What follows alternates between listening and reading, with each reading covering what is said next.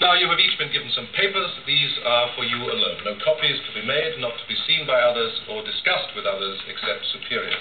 How we deal with matters here must be held secret from our enemies. We control events better when we control opinion. Today, each of us becomes a bearer of secrets.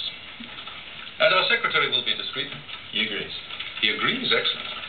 Communication between us after today will pass in both directions through Lieutenant Colonel Eichmann, acting as my deputy for all Jewish matters. He is your focal point.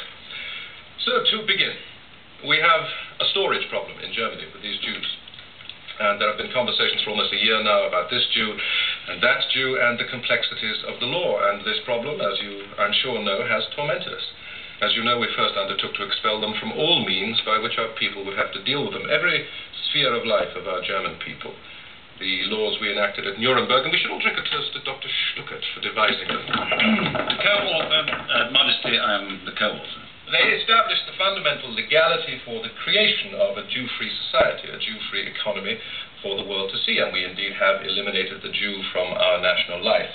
Now, more than that, the Jew himself must be physically eradicated from our living space. Clarification. Absolutely, there will be a moment for that.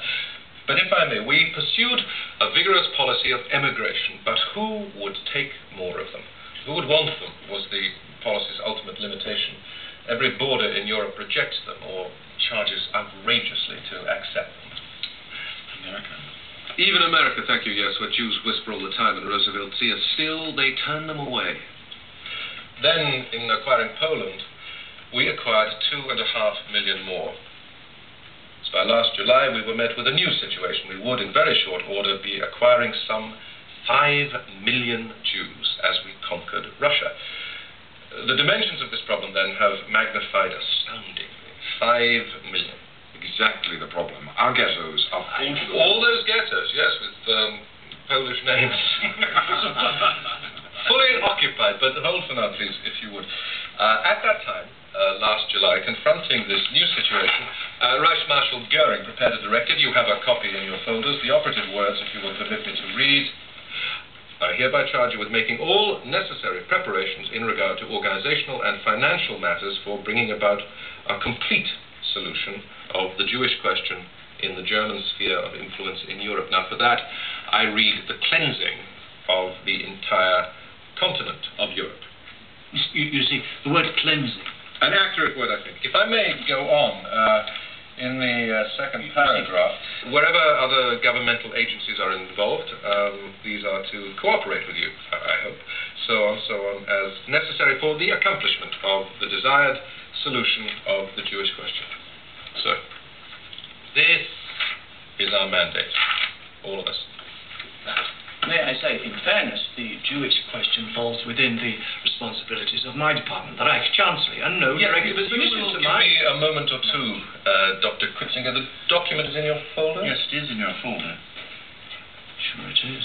Finally, what has happened since that directive was written? Succinctly now. We are standing still in Russia. The Americans have now joined the war. Both of these events a further drain on our military, our economy, our manpower, our food supply. We cannot store these Jews. Emigration is over.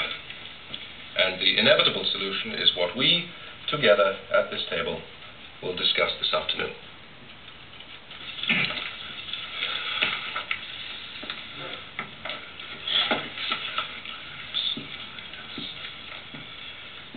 We will go on. Now, you will find a document listing the remaining Jewish population by country in Europe, and whatever the USSR or Russia calls itself for the time it has left. As I mentioned, emigration policy will stop. Apologize. A call for General Heydrich. See who it is and end the calls. We will take but a moment. Please sit, Dr. Kritzinger.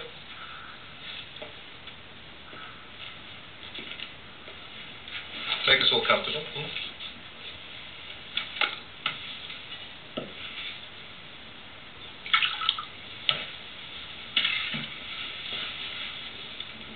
Where is this going?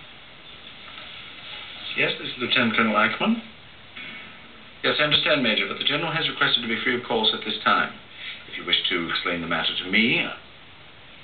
Yes? Yes, I'm sure if you call his office, you... Yes. Yes. Heil Hitler. This meeting is not taking place. You are to take no phone calls for anyone at this meeting. Anyone. Unless the Fuhrer calls. And he won't. Understood? Sir. So here is Field Marshal Reichenau strapped to a chair and put convulsing on the plane, where he dies. Now, he wanted to retreat as deeply as Rundstedt did, but Rundstedt got his medal and Reichenau the hereafter. Major Sherman sounds reluctant to give me any message. He does not appreciate you as I do. Emigration. The policy that will take the place of emigration, and we have collected enough practical experience to do it well, is evacuation. Which differs from emigration in what way? Evacuation to where? Let us postpone that question for a while. To hell, one hoped. Many already have. Do they even have a hell? They do now. We provide it. We have received assurances that these Jews are held in livable conditions.